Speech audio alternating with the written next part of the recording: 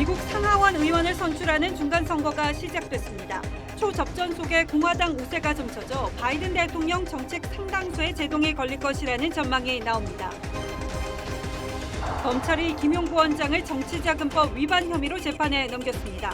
이 대표의 또 다른 최측은 정진상 실장의 뇌물수수 의혹 수사에 속도가 붙을 것으로 보입니다. 참사 희생자 명단을 공개하고 추모 공간을 만들어야 한다는 주장이 민주당에서 나왔습니다. 국민의힘은 폐륜 행위라고 지적했습니다. 풍산계 반환 입장이 전해진 지 하루 만에 문재인 전 대통령 측이 대통령 기록관 관계자에게 풍산계를 보낸 것으로 파악됐습니다. 진보 성향단체 대표는 파양에 해당한다고 지적했습니다. 한밤중 아파트 단지에 멧돼지 2마리가 출몰해 단지 내 차량 3대가 파손됐습니다.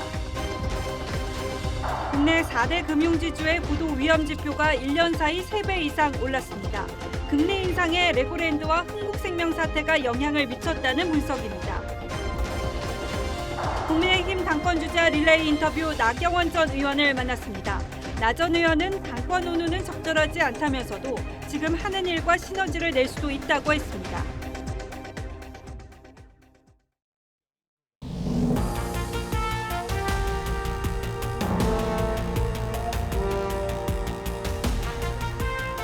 시청자 여러분 안녕하십니까? 뉴스9의 신동욱입니다. 복잡한 국내 뉴스가 오늘도 많습니다만 미국 중간선거 소식 오늘은 먼저 알아보겠습니다. 우리나라와 달리 미국은 4년 대통령 임기 딱 절반이 되는 해에 선거를 치릅니다. 하원 의원 전부와 상원 의원의 약 3분의 1을 새로 뽑고 주지사도 상당수가 바뀌죠. 때문에 대통령의 중간 평가로도 볼 수 있습니다. 이 중요한 미국의 중간 선거가 오늘 시작됐습니다. 이번 선거 결과에 따라서 미국의 권력 지도가 바뀌고 대외 정책에도 상당한 영향이 있을 수 있습니다. 나라가 워낙 넓어서 결과가 바로 나오진 않습니다만 지금까지 미국 언론들의 예상을 보면 전반적으로 공화당의 우세가 점쳐지고 있다고 합니다. 트럼프 전 대통령의 대선 재출마 선언도 임박했다는 관측들이 많이 나오고 있습니다. 먼저 황정민 기자의 보도부터 보시겠습니다.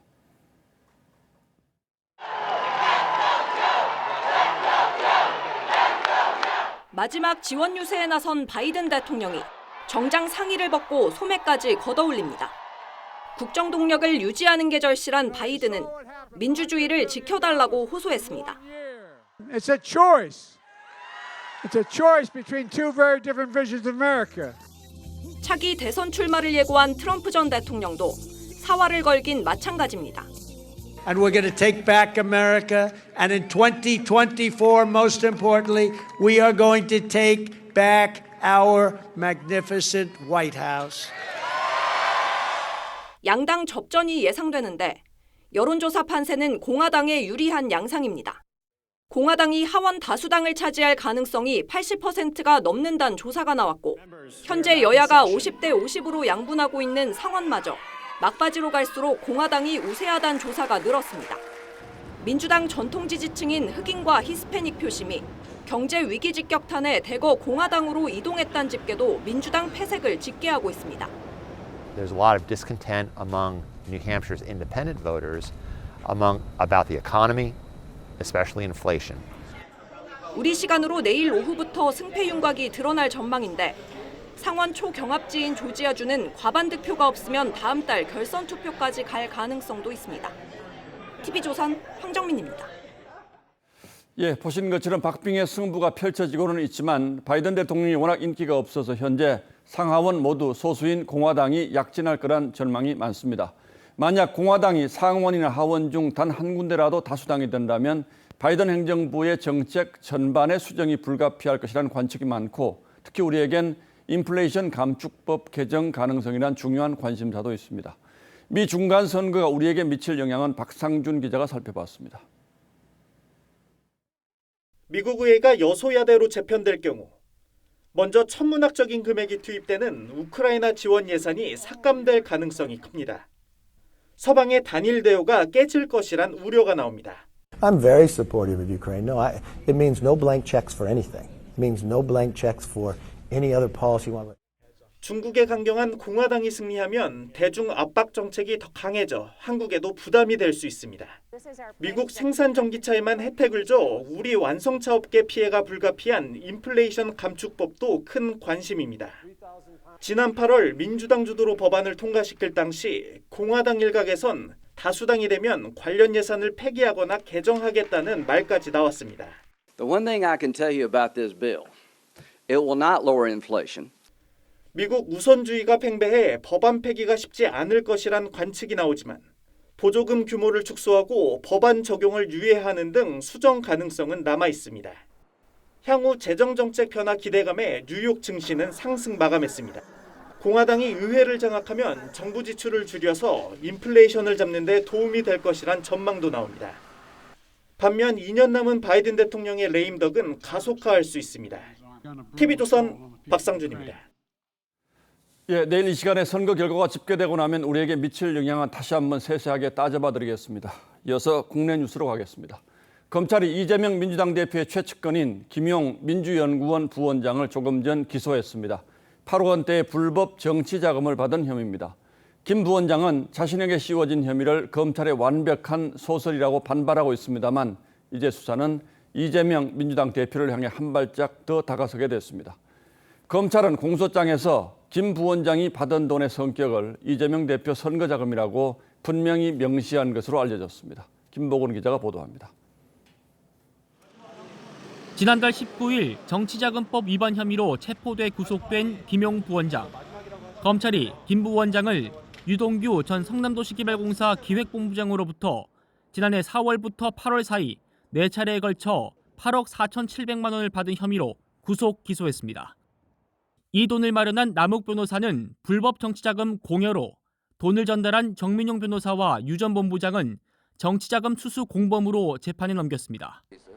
검찰은 김 부원장이 이재명 대표의 대선 자금을 받기 위해 이른바 대장동 팀과 공모했다며 돈의 성격은 대선 자금이라고 분명히 했습니다.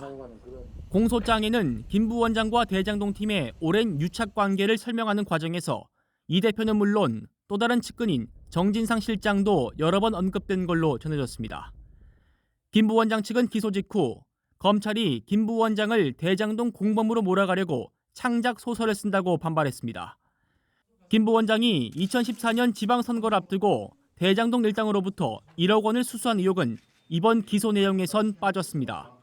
검찰 관계자는 이와 관련해 추가 수사를 할 것이라고 밝혀 뇌물 혐의 적용을 시사했습니다. TV조선 김보건입니다. 검찰 수사는 이제 이 대표의 또 다른 측근 정진상 정무조정실장을 정조준하고 있습니다. 유동규 전 본부장이 김 부원장뿐 아니라 정진상 실장에게도 돈을 건넸다고 이미 진술한 만큼 뇌물수수 혐의 적용이 어렵지 않을 것으로 검찰은 보고 있습니다. 정 실장에게는 어떤 의혹이 있는지 조성호 기자가 취재했습니다. 정진상 실장은 유동규 전 본부장 등으로부터 1억 원 상당의 돈을 받은 의혹을 받습니다. 유 전 본부장은 검찰에 2014년 지방선거 무렵 5천만 원을 건넨 데 이어 2019년과 2020년에도 각각 수천만 원을 전달했다고 진술한 것으로 알려졌습니다. 검찰은 이 돈을 뇌물로 보는데 대장동 팀이 사업 편의를 얻으려고 유 전 본부장을 통해 정 실장에게 전달했다는 겁니다. 지난 대장동 재판에선 유 전 본부장이 정 실장을 통해 당시 이재명 시장에게 대장동 저층개발 반대 입장을 전달했다는 정황도 나왔습니다.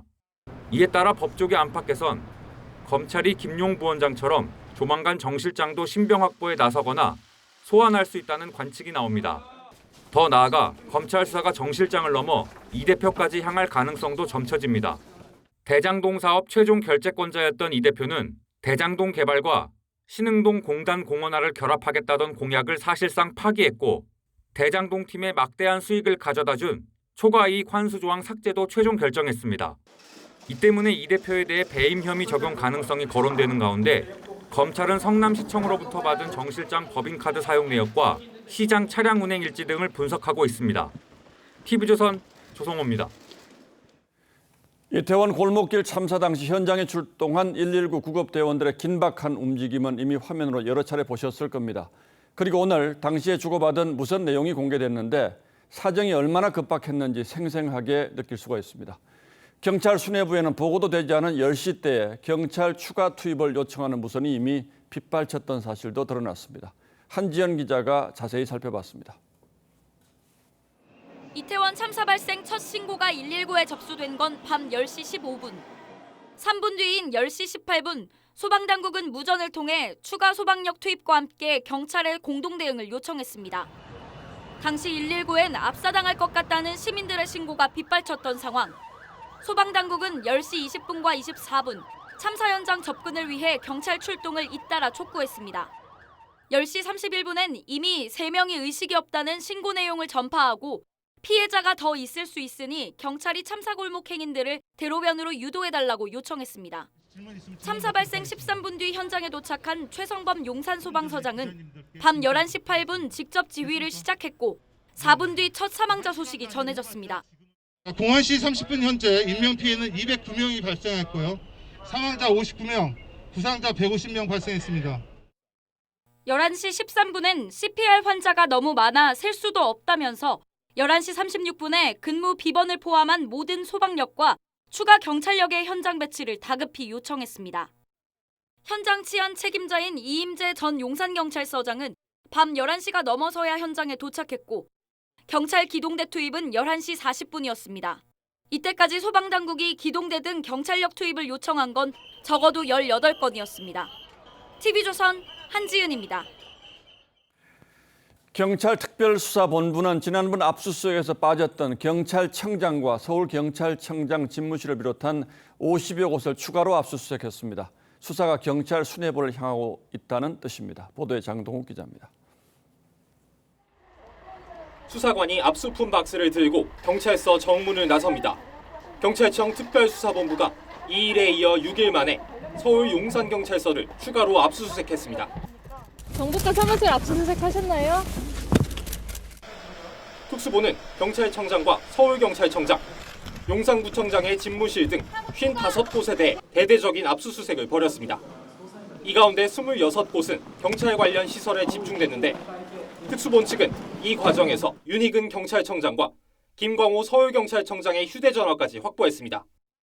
앞서 특수본은 늑장 출동 논란이 불거진 이임재 전 용산경찰서장과 헬로윈 대비 필요성을 담은 내부 보고를 묵살한 용산경찰서 정보과장, 정보계장을 피의자로 입건했습니다. 특히 정보과장은 참사 직후 보고서 작성자에게 삭제를 회유했다 실패하자 다른 직원을 시켜 PC에서 지우게 한 것으로 알려졌습니다. 보고서 삭제 지시 여부에 서울경찰청 정보경비라인 등이 조직적으로 개입했을 가능성이 거론되는 상황입니다. 특수본이 셀프 수사 논란 속 성역 없는 수사를 강조한 만큼 경찰은 압수물 분석이 끝나는 대로 수뇌부들에 대한 소환 조사도 조만간 진행할 것으로 보입니다. TV조선 장도우입니다. 국회에서는 오늘도 이태원 참사에 대한 야당의 공세가 이어졌습니다. 특히 참사로 연기됐던 대통령실에 대한 첫 국정감사에서 야당은 대통령을 향한 비판을 쏟아냈는데 그 와중에 한 야당 의원 입에서 저희가 말로 옮기기도 어려운 거친 표현이 나와서 또 다른 논란이 되었습니다. 판단은 시청자 여러분께 맡기겠습니다. 직접 들어보시죠. 정민진 기자가 보도하겠습니다.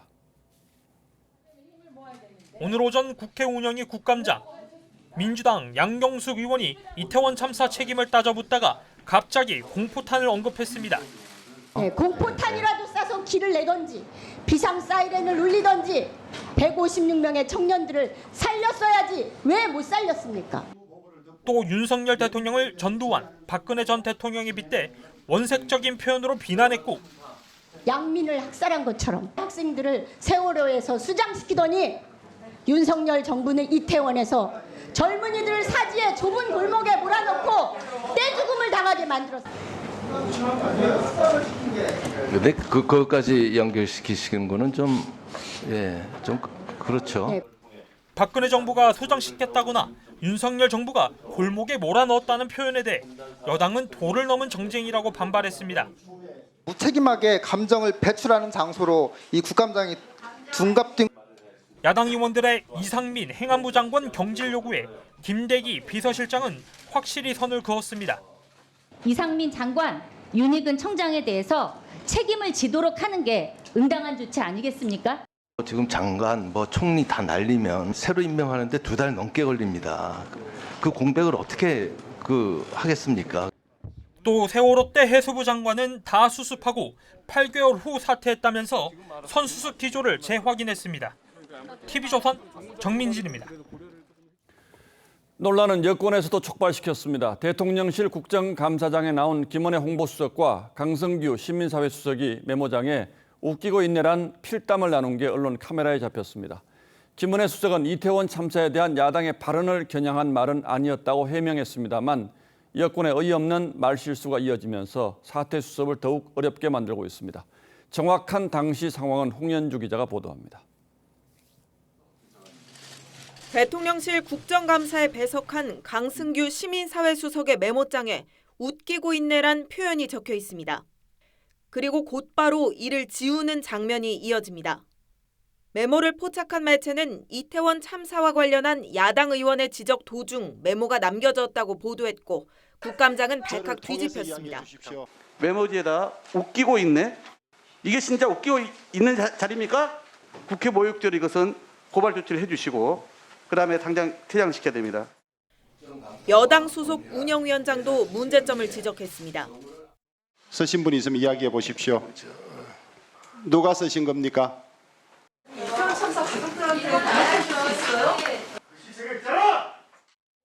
메모 작성자로 지목된 김은혜 홍보수석은 무리를 빚어 죄송하다고 했지만 질의와 관련된 건 아니었다고 했습니다. 단연코 이 부분이 위원님들의 발언이나 국감 진행 사항과 관련해서 진행된 것이 아님을 말씀드리고 정말 죄송하게 생각합니다. 해당 메모장을 갖고 있었던 강승규 수석도 사적 대화였다고 주장했습니다. 메모지가 옆에 있었기 때문에 사적으로 어제 일 가지고 얘기를 하다가 그렇게 한 것입니다. 혹시 사적 대화 내용을 말씀하실 수 있습니까? 그건 얘기 드릴 수가 없습니다. 주 위원장은 사적 대화 내용을 공개해야 오해가 풀린다고 다그쳤지만 두 사람은 답변하지 않았습니다. 지금 거짓말 여왕 김은혜 수석 저렇게 거짓말할 수 있나요? 네. 김대기 비서실장도 당혹감을 감추지 못했습니다. 두 수석이 아주 부적절한 행동을 했다고 봅니다. 웃기고 있네 그럴 상황은 아니었던 거로 생각을 하는데 참 저도 난감하네요. 민주당 의원들의 고성 항의로 국감이 잠시 중단되기도 했습니다. TV조선 홍현주입니다. 이 와중에 민주당 전략기획본부장인 문진석 의원이 주요 당직자로부터 받은 문자 메시지가 큰 파문을 낳고 있습니다. 어떻게든 이태원 참사 희생자의 명단과 사진을 확보해야 한다는 문자입니다. 문 의원은 즉각 거부의 뜻을 전했다고 밝혔지만 그 의도를 두고 정치권이 오늘 하루 종일 공방을 벌였습니다. 심유만 기자가 보도합니다. 어제 한 언론사에 포착된 문진석 의원의 휴대전화 메시지입니다. 민주연구원 부원장 A씨는 메시지에서 모든 수단 방법을 동원해서라도 희생자 명단과 사진을 확보해야 한다. 당 차원의 발표와 함께 추모 공간을 마련해야 한다고 제안했습니다. 민주연구원은 민주당의 정책과 전략, 기획을 전담하는 싱크탱크입니다. 문 의원은 거부의 뜻을 분명히 전했다며 진화에 나섰지만 당 국민소통위원장인 최민희 전 의원이 논란에 기름을 부었습니다.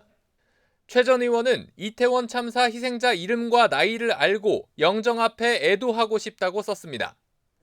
여당은 참사를 정쟁에 이용하려는 야당의 속내가 적나라하게 드러났다며 맹공했습니다. 유가족의 슬픔을 정치적으로 악용하는 폐륜 행위입니다.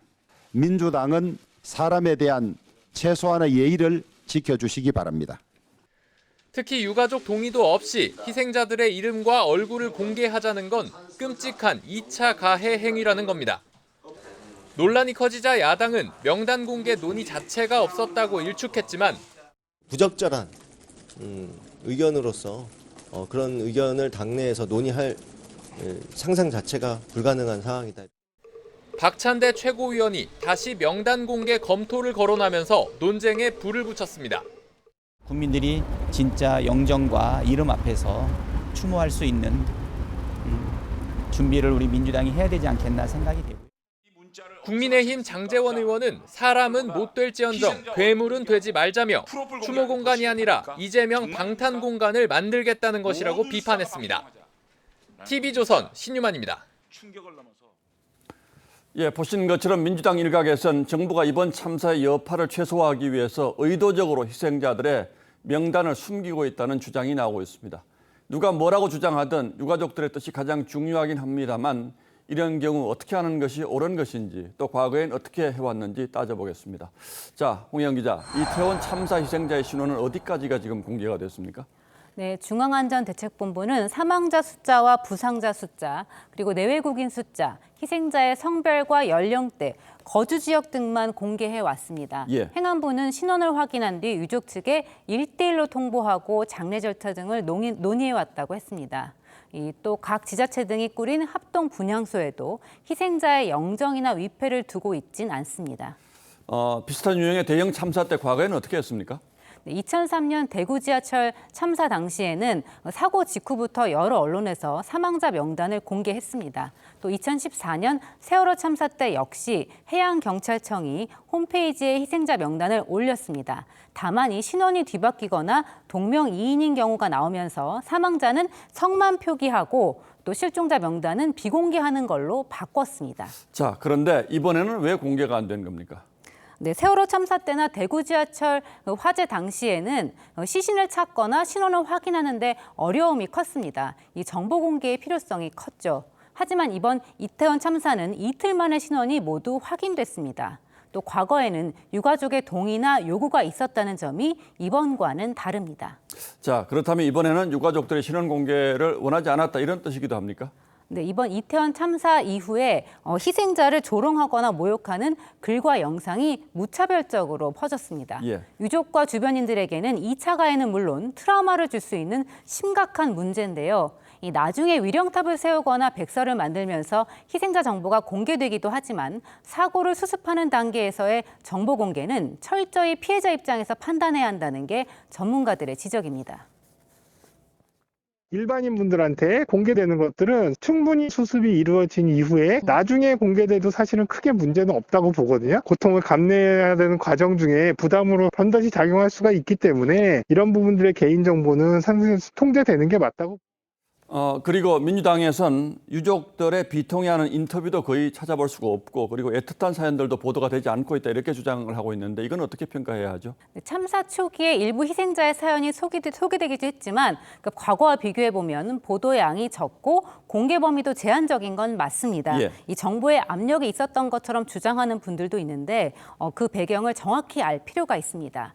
세월호 참사 당시 무분별한 보도 경쟁으로 전 국민이 장시간 트라우마를 겪게 됐다는 게 이 언론계의 자성입니다.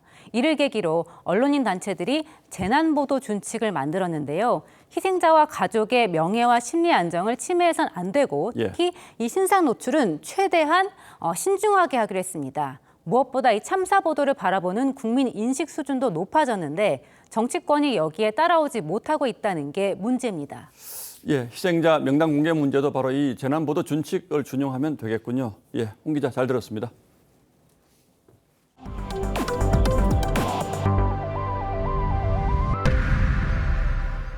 문재인 전 대통령 측이 북한으로부터 선물 받은 풍산개 2마리를 정부에 반환하겠다는 입장을 밝힌 게 어제였는데 오늘 벌써 양산 사저에서 내보낸 것으로 확인됐습니다. 그것도 북한으로부터 받은 2마리만 보내고 새끼는 사저에 남겼다고 합니다. 문 전 대통령 측은 비용에 대한 규정이 필요하다며 이번 파양이 금전적인 문제 때문임을 다시 한번 내비쳤습니다. 황선영 기자가 취재했습니다. 문재인 전 대통령이 대통령 기록관으로부터 위탁받아 키우던 풍산개 고미와 송강이를 오늘 기록관 측에 넘겼습니다. 파양 의사를 밝힌 지 하루 만입니다. 풍산개들은 경북대병원 부속 동물병원에 입원해 약 일주일 동안 건강검진을 받을 예정인데 정부 관계자는 어디로 보낼지 여러 기관을 놓고 논의 중이라고 했습니다. 문재인 정부 행안부 장관을 지낸 민주당 전해철 의원은 동식물을 위탁 관리하는 경우 비용 등 관리 절차에 명확한 규정이 필요하다며 비용 문제가 주된 이유였음을 내비쳤습니다. 앞서 문재인 정부는 지난 3월 29일 대통령 기록물법 시행령에 대통령 선물이 동식물이면 이관해 관리하게 할 수 있다는 조항을 신설했습니다. 퇴임에 앞서 사육비 지급을 위한 시행령 개정의 법적 근거를 마련한 겁니다. 김대중 전 대통령이 북한에서 받은 풍산개 2마리와 박근혜 전 대통령이 중국에서 받은 판다는 별도의 규정이 없어 동물원에 위탁됐습니다. 여권은 버림받은 강아지들이 불쌍하다며 견사구팽이라고 했습니다. 월 242만 원을 지원을 왜 안 해주냐. 지원을 해주면 키우고 안 해주면 가져가라. 이런 논란이 이어지는 것에 대해서 뭐 나라 어른이시고 하니까 잘 알아서 하시리라고 봅니다. 조국 전 장관은 지난 2017년 박근혜 전 대통령이 선물 받은 진돗개를 청와대에 두고 간 걸 두고 입양 시 사진만 찍었지 애견인이 아니었음이 분명하다고 썼던 바 있습니다. TV조선 황선영입니다. 어제 국회 예결위에서 한동훈 법무장관이 민주당 황운하 의원을 직업적인 음모론자라고 말하는 것을 두고도 논란이 이어지고 있습니다. 황 의원은 국회를 무시했다면서 한 장관을 모욕죄로 고소했는데 한 장관은 허황된 음모를 퍼뜨린 사람이 사과해야 한다고 정면으로 맞받아 싸움이 커지는 분위기입니다. 최민식 기자가 보도합니다. 한동훈 장관이 문제 삼은 건 민주당 황운하 의원과 김어준 씨의 방송 내용이었습니다. 2주 전에 마약과의 전쟁 한동훈 장관이 선포했거든요. 그 우선순위가 달라졌다고 할 때 그 안배를 그쪽에 둔 거 아닙니까? 지금 말씀하신 것처럼 이때 요 마약 그 용산에서 이번에 마약 성과를 많이 내보자. 한 장관은 직업론적 음모론이라고 비판했습니다. 김어준 씨나 황운하 의원과 같은 직업적인 음모론자들이 이 국민적 비극을 이용해서 정치 장사를 하는 건 잘못된 거라고 생각합니다. 이 발언으로 예결위는 파행됐고 동료 의원을 정치적 음모론자라고 이렇게 평가하는 국무위원의 발언은 경악스럽습니다. 여당도 사과를 요구했지만 국무위원으로서의 품에 맞지 않는 행동이라고 저도 판단합니다. 그 부분에 대해서는 사과를 해주시기를 부탁드리고요. 한 장관은 물러서지 않았습니다. 음해를 받은 당사자로서 할 수 있는 얘기라고 생각합니다. 제가 말씀드린 취지에 대해서는 제가 번복할 의사는 없습니다. 그러자 황운하 의원은 한 장관을 모욕죄로 서울경찰청에 고소했습니다. 고소하는 것은 물론 국무위원으로서 국회의원의 정당 활동을 왜곡하고 모욕한 정치적 책임을 묻겠습니다. 한 장관도 물러서지 않았습니다. 가짜뉴스 퍼뜨린 사람에 대해서 반드시 끝까지 책임을 묻는 풍토가 정착되어야 한다고 생각합니다. 한 장관은 앞선 법사위에서도 마약 단속 때문에 참사를 막지 못했다는 김의겸 의원의 주장에 유언비어라고 반박했습니다. TV조선 최민식입니다. 삼성전자 협력업체 공장에서 20대 근로자가 대형 철제 코일에 깔려 숨졌습니다. 이재용 회장이 취임 후 첫 공식 일정으로 방문한 공장인데요. 중대재해처벌법 위반 여부가 조사되고 있습니다. 박건우 기자입니다. 광주광역시 한 가전제품 부품 생산업체입니다. 경찰과 노동당국이 공장 안에서 사고 현장 조사를 벌이고 있습니다. 어젯밤 9시 10분쯤 이 공장에서 근로자 25살 A씨가 무게 1.8톤짜리 철제 코일에 깔려 숨졌습니다.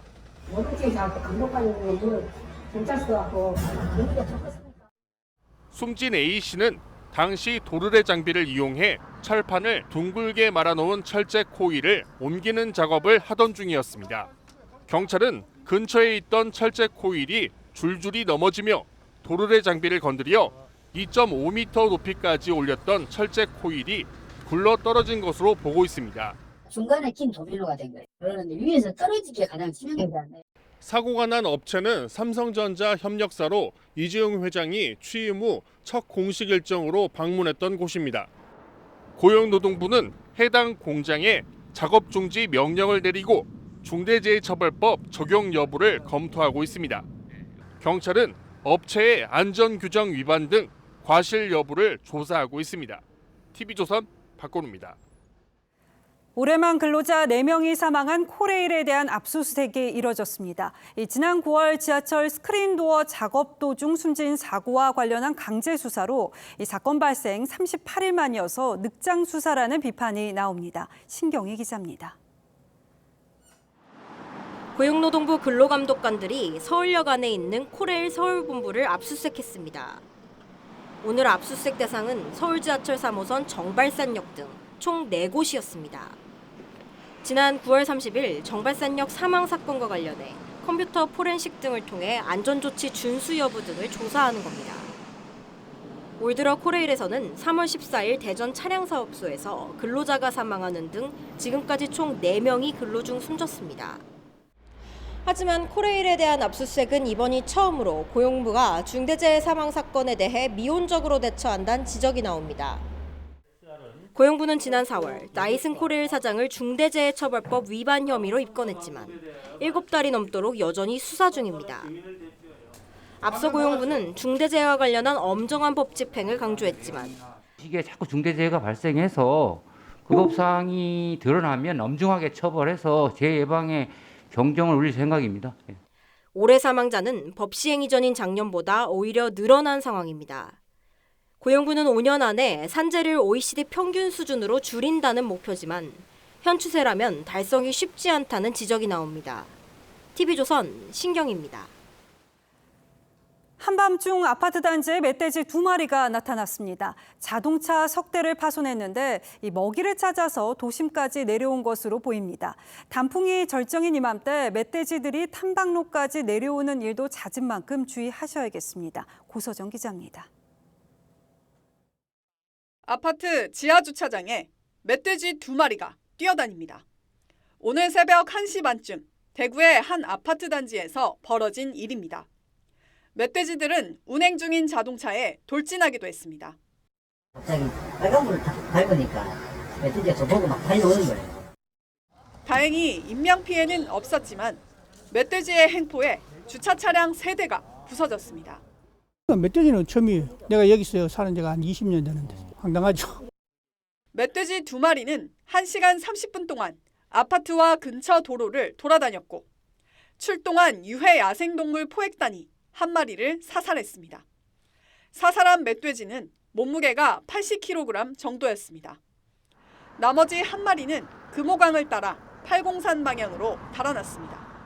2마리 있다고 신고를 받았기 때문에 1마리는 산으로 갔다고 추정을 하고 날씨가 추워지면서 먹잇감이 부족해진 멧돼지들이 도심까지 온 것으로 추정됩니다.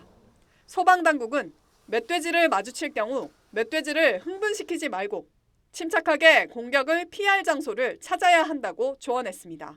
TV조선 고서정입니다.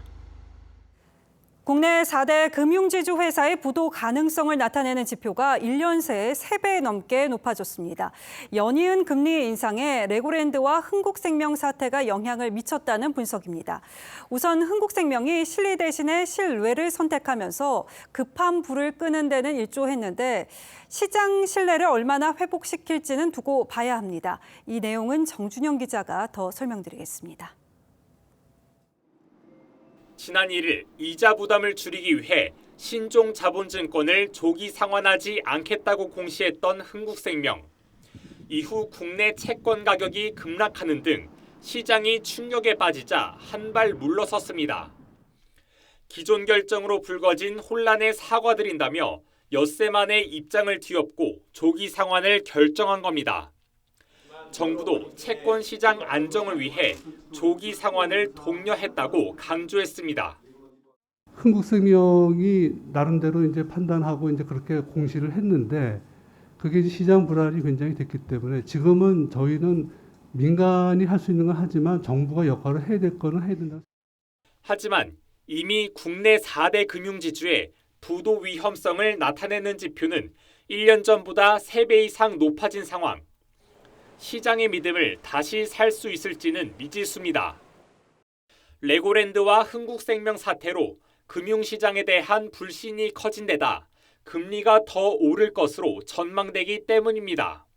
금리를 계속 올리면 아무래도 경제가 회복이 되기가 쉽지 않죠. 자금 경색이 완전히 해소됐다 이렇게 보기는 좀 어려울 것 같고요. 치솟는 물가와 금융시장 불안이라는 2마리 토끼를 앞에 두고 오는 24일 기준금리 인상폭을 결정할 한국은행의 고민은 점차 깊어지고 있습니다. TV조선 정준영입니다. 우리나라가 조선업 최강국 지위를 빼앗길 것으로 보입니다. 이 선박 수주량에 밀려서 중국에 1위 자리를 내준 건데 LNG 운반선 등 고부가치 선박을 수주하는 우리가 이 중국의 저가 공세를 이겨낼 방법을 찾아야 한다는 지적입니다. 장혁수 기자가 보도합니다. 조선소 도크에서 거대 선박들이 한창 건조 중입니다. 지난달 우리나라의 선박 수주량은 143만 CGT, 중국은 180만 CGT로 중국의 세계 1위 자리를 한 달 만에 내줬습니다. 올해 누적 수주량에서도 중국이 우리나라를 앞섰고 조선소가 확보한 일감을 뜻하는 수주 잔량도 중국이 전 세계 물량의 43%를 차지했습니다. 정부가 자금을 직접 투입해 저가 수주 공세를 펴는 중국을 이겨내지 못한 겁니다. 수출입은행은 국내 조선업계의 내년 수주량이 850만 CGT로 올해보다 42% 줄어들 것으로 내다봤습니다. 새로 도입하는 선박들의 금융 비용이 너무 높은 것까지 감당하려면 부담이 되니까 일단은 조금 더 지켜보자라는. 우리 조선업계의 상황은 더 어려워지고 있습니다. 고금리로 선주들의 대출 부담이 커진 데다 러시아의 우크라이나 침공 등 영향으로 새로 만드는 배 가격이 상승하고 있는 것도 선주들의 투자를 막고 있기 때문입니다. 최근엔 인력난을 해소할 베트남 용접공 1000여 명이 서류 미비 등을 이유로 입국이 무기한 연기됐습니다. 이거 일하면 되지. 경력이 왜 필요해요? 신청하는데 못 들어와요. 중국의 저가 공세에 고금리, 인력난까지 겹치는 등 한국 조선업의 경쟁력이 위협받고 있습니다. TV조선 장혁수입니다. 올해 주택분 종합부동산세 납부자가 120만 명에 달할 전망입니다. 이 종부세 완화는 지난 대선 당시에 윤석열 대통령뿐만 아니라 이재명 민주당 대표도 내걸었던 공약인데 민주당 반대로 1주택자 3억 원 특별공제가 끝내 무산되면서 대상자가 10만 명가량 늘었습니다. 집값 하락 속에 종부세 폭탄을 맞게 된 주택 보유자 반발이 거셉니다. 배상윤 기자가 이들의 목소리를 들었습니다. 기획재정부가 배포한 올해 주택분 종합부동산세 관련 자료입니다. 종부세 대상자를 120만 명 수준으로 추산했는데 지난 2005년 종부세 도입 이후 처음으로 100만 명을 넘어선 겁니다. 2017년 33만여 명에서 지난 정부 5년간 3.5배 증가했습니다. 정부는 세부담을 덜기 위해 공정시장 가액 비율을 법정 하한인 60%까지 인하했고 1주택자에 한해 3억 원을 특별 공제하려 했지만 민주당 반대로 무산됐다는 점을 분명히 했습니다. 만약 법을 개정했다면 약 10만 명이 종부세를 내지 않을 수 있었을 겁니다. 공시지가가 11억 원에서 14억 원 사이인 아파트 소유주들은 특별 공제가 무산돼 종부세를 납부해야 하는데 집값이 수억 원씩 떨어진 상황에서 무슨 종부세냐며 강하게 반발합니다.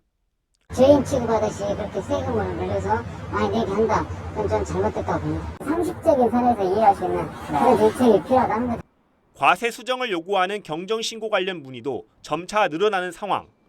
나이가 드신 분들이나 그 1주택자 위주로 이제 소득이 좀 적으신 분들 위주로 해가지고 그 전에도 이렇게 경정신고를 해가지고 좀 환급받는 사례들이 좀 있어요. 정부가 오는 21일쯤 고지세액과 대상자를 확정 발표할 예정인 가운데 조세 저항의 목소리는 점차 커지는 분위기입니다. TV조선 배상윤입니다. 코로나 이후 걸어잠궜던 빗장이 풀리면서 인천국제공항 하루 이용객이 9만 명까지 늘었습니다. 시내 면세점에는 오랜만에 단체 관광객들이 줄을 잇고 있습니다. 윤재민 기자입니다. 관광객들이 여행 가방을 끌고 공항 입국장을 빠져나옵니다. 정부가 이번 달부터 91개 국가를 대상으로 무비자 입국을 다시 허용하면서 인천국제공항에도 활기가 돕니다. I have to say that I'm really excited since I haven't traveled for quite a long time. So getting a chance to come to Korea is definitely bring me to joy for sure. 인천공항 하루 이용객 숫자는 2년 8개월 만에 9만 명을 넘어섰습니다. 지난 1월 9천여 명이었던 것과 비교하면 10배 이상 증가한 수치입니다. 관광버스에서 외국인들이 줄지어 내리고 깃발을 든 가이드를 따라 명동 거리로 향합니다. 이 시내 면세점에는 어제 베트남 관광객 180명이 단체로 방문한 데 이어 오늘도 70명이 쇼핑을 즐겼습니다.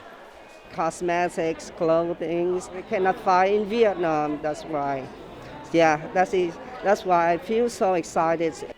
동남아 등을 중심으로 여행 수요가 회복됐지만 면세업계의 큰손이었던 중국인들은 10일간 자가격리를 해야 하는 만큼 아직 돌아오지 않고 있습니다. 중국 관광객들이 가장 많이 들어오셨는데 동남아 쪽 특히 이제 베트남 쪽 분들이 많이 한국을 많이 찾아주고 계시고요. 코로나19라는 긴 터널을 지나온 여행업계가 모처럼 환하게 웃을 수 있을지 주목됩니다. TV조선 윤재민입니다.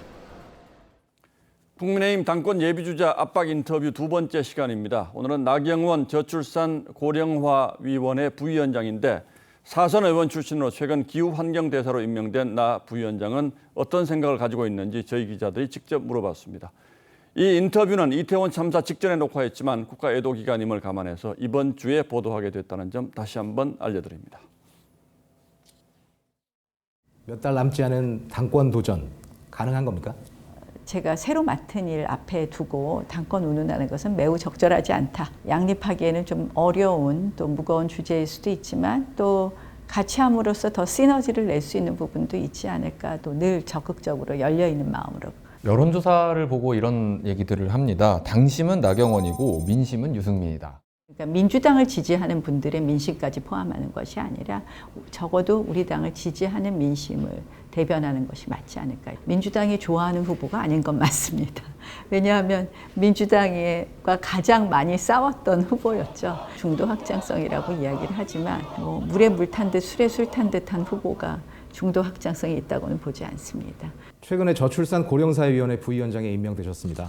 아시다시피 저출산과 고령사회에 대한 대응을 제대로 하지 않으면 대한민국은 가장 먼저 소멸할 나라라고 많은 인구학자들이 예측하고 있습니다. 그동안의 방법으로는 우리가 이 문제를 해결하지 못했다. 그래서 예전 국회 특위위원장도 한 저에게 이 역할을 맡기신 것으로 알고 있습니다. 저는 저출산 고령사회위원회에 이름을 좀 고쳐야 되지 않나. 저출산이라는 의미가 마치 여성에게만 출산의 책무가 있는 것처럼 보이는 부분이 있어서요. 저출생으로 좀 바꾸는 것이 어떨까. 법을 바꿔야 되겠더라고요. 윤석열 정부 국정 지지율이 30% 안팎인데요. 문제는 뭐라고 생각하십니까? 일단은 그동안 여당이 여당답지 못한 모습을 보였기 때문에 책임 있는 모습, 또 신뢰를 줄 수 있는 모습을 만들어가는 데 좀 부족했다는 점이 있고요.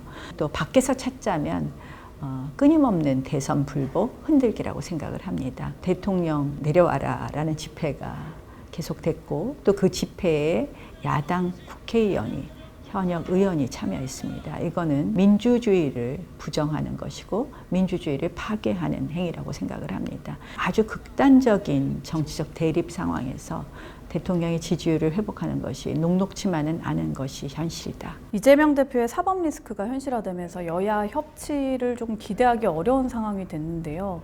혹시 이재명 대표에게 한 말씀 하신다면? 이런 이야기 있잖아요. 손바닥으로 하늘을 가린다. 약간은 조국 시즌2 같은 느낌도 들고요. 결국 민주당으로서도 아마 이재명 대표의 존재가 점점 부담스러워지는 것 같습니다. 스스로 내려오시는 것이 정치가 정치다워지는 데에도 도움이 되지 않을까 이런 생각합니다.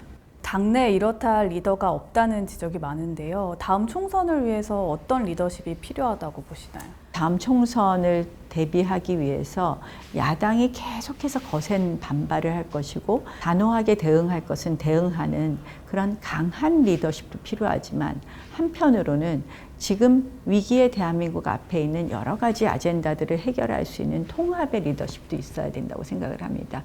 그 두 가지를 조화롭게 할 수 있는 노련한 리더십이 필요하지 않을까 이렇게 생각합니다. 오늘 동쪽 하늘에서는 태양과 지구, 달이 합쳐지는 개기월식과 이 천왕성이 달 뒤로 숨는 현상이 동시에 나타났습니다. 이 천왕성은 맨눈으로는 볼 수 없어서 아쉬우셨을 텐데요. 저희가 카메라에 담아왔습니다. 최소 200년 뒤에나 볼 수 있는 광경이라고 하니까 함께 보시죠. 유예림 기자가 전하겠습니다. 오후 7시 16분 보름달이 검붉은 빛으로 물들었습니다. 갈수록 색이 짙어져 45분 만에 완전히 붉은 달로 변했습니다. 태양과 지구, 달이 일직선에 위치해 지구 그림자가 달 전체를 가리는 개기월식입니다. 푸른 점으로 빛나는 천왕성, 월식이 일어난 달 뒤로 숨습니다. 개기월식과 달 뒤에 천왕성이 가려지는 천왕성 엄폐가 동시에 일어난 겁니다. 한반도에서 관측된 진귀한 우주쇼에 시민들은 탄성을 내질렀습니다. 저희 딸은 이제 8살이거든요. 아직 앞으로 볼 기회가 또 있을지 모르겠는데 현장에서 직접 체험할 수 있어서 너무 좋은 것 같습니다. 지난 200년 동안 개기월식과 천왕성 엄폐가 동시에 관측된 건 세계적으로 4번에 불과합니다. 한국에서 보는 건 매우 드문 일로 다음에는 76년 뒤인 2098년 10월에 발생할 예정인데 우리나라에서는 관측이 불가능합니다. 한 300년 후 2300년까지도 우리나라에서는 관측되는 게 없을 정도로 굉장히 드문 현상이죠. 그래서 특별한 월시라고 할 수가 있습니다. 한반도에 펼쳐진 우주쇼를 보며 시민들은 신기한 밤하늘을 만끽했습니다. TV조선 유혜림입니다. 미국이 4차례 연속으로 금리를 0.75%포인트 올리면서 우리 경제는 고환율, 고물가, 고금리라는 삼중고와 마주하게 됐죠. 경제 위기 극복 방안과 생존 전략을 TV조선 글로벌 파이낸셜 포럼에서 모색해봤습니다. 보도에 김지아 기자입니다. 기록적인 인플레이션과 금리 인상, 러시아와 우크라이나의 전쟁 등으로 인해 우리 경제가 퍼펙트 스톰 공포에 빠질 수 있다고 전문가들은 진단했습니다.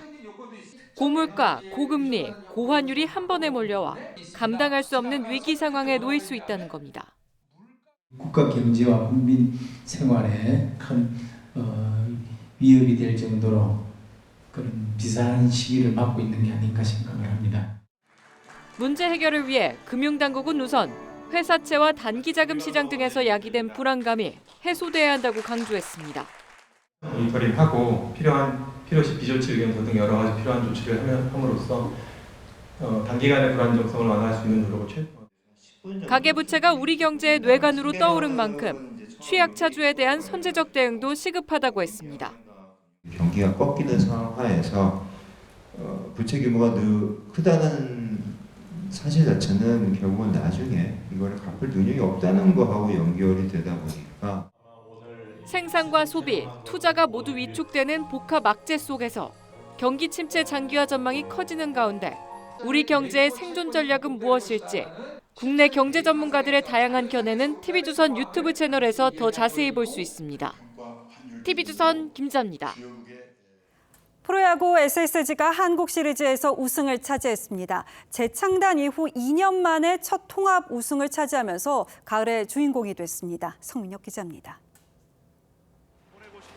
SSG가 올해 한국 시리즈의 주인공이 됐습니다. 정규리그에서 프로야구 사상 처음으로 와이어 투 와이어 우승을 거둔 데 이어 창단 이후 첫 통합 우승까지 쾌거를 이뤘습니다. 시리즈 전적 3승 2패로 앞선 SSG. 한국 시리즈 6차전 초반에는 키움의 기세에 압도당했습니다. 1회 추신수와 최정이 삼진으로 물러나는 등 공격을 제대로 이어가지 못했고 3회 임지열에게 투런 홈런을 내주며 끌려갔습니다. 하지만 쉽게 물러설 SSG가 아니었습니다. 3회 말 2사 2-3루 상황에서 상대의 실책을 틈타 곧바로 동점을 만듭니다. 6회 초 이정우에게 솔로 홈런을 맞아 리드를 내줬지만 곧이은 6회 말 반격에 성공했습니다. 김성현이 주자 2-3루 상황에서 깔끔한 2타점 적시타를 때려내며 역전에 성공합니다. SSG에서는 고비 때마다 몸을 아끼지 않는 호수비가 돋보였습니다. SSG는 경기를 마무리하기 위해 9회 박종훈에 이어 어제 선발로 나왔던 김강현까지 투입하는 강수로 한 점 리드를 지켜냈습니다. 마지막 이지영의 직선 타구를 1루수가 몸을 날려 잡아내면서 경기는 4대3으로 끝났습니다. SSG가 시리즈 전적 4승 2패로 2022 시즌 한국 시리즈를 거머쥐는 순간이었습니다. TV조선 성민혁입니다.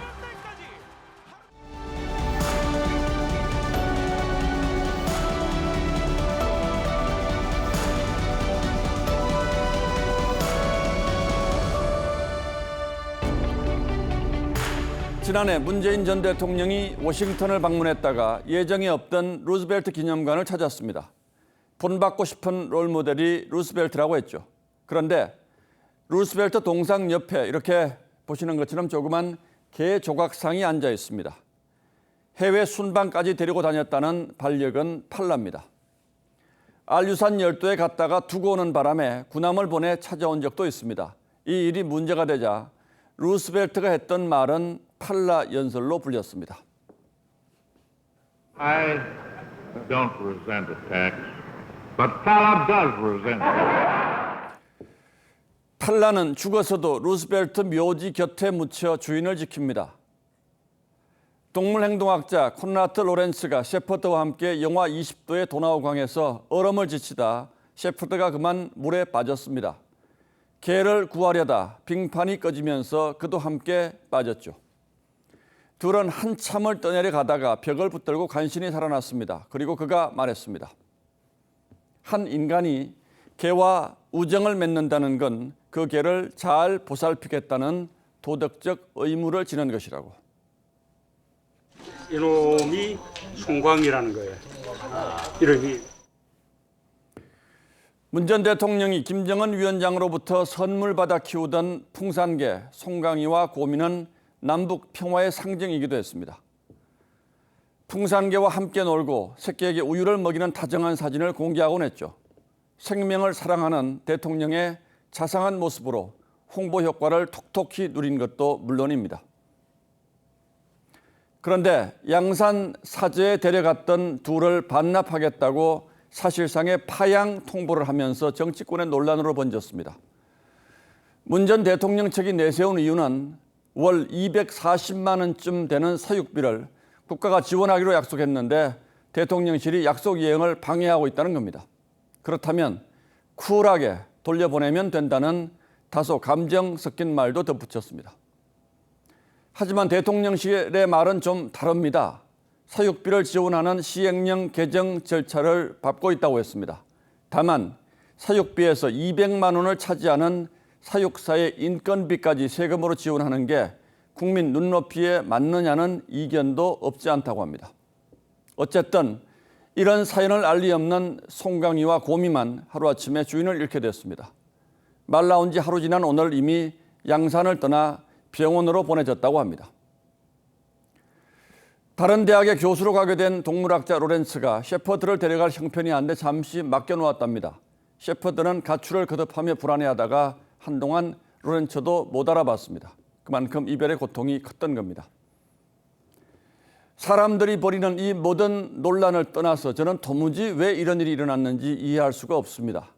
생명을 향한 그리고 반려견을 돌보는 문재인 전 대통령의 온화한 미소는 대체 무엇이었습니까?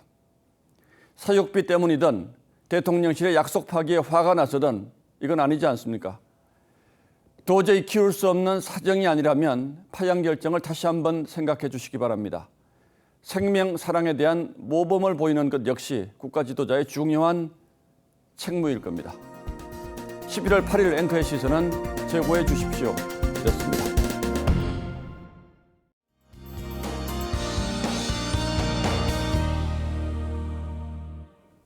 내일은 안개와 미세먼지가 뒤섞여 종일 뿌연 하늘이 예상됩니다. 특히 아침에는 안개가 짙은 가운데 가시거리가 200m로 좁혀지겠는데요. 출근길 안전운전 하셔야겠습니다. 미세먼지는 서쪽 지역으로 정체되겠습니다. 초미세먼지 농도 나쁨 단계를 보이겠는데요. 호흡기 약하신 분들은 마스크를 꼭 착용하셔야겠습니다. 내일 서울은 아침에 8도에서 시작해 한낮에는 17도까지 오르는 등 일교차가 크겠습니다. 한낮에는 비교적 온화하겠는데요. 대구의 낮 기온은 20도, 전주는 19도를 보이겠습니다. 주말에는 전국에 비가 내리겠습니다. 비가 내린 뒤에는 기온이 다소 떨어지겠습니다. 날씨였습니다. 11월 8일 화요일 뉴스9는 여기서 모두 마치겠습니다. 시청해주신 여러분 고맙습니다.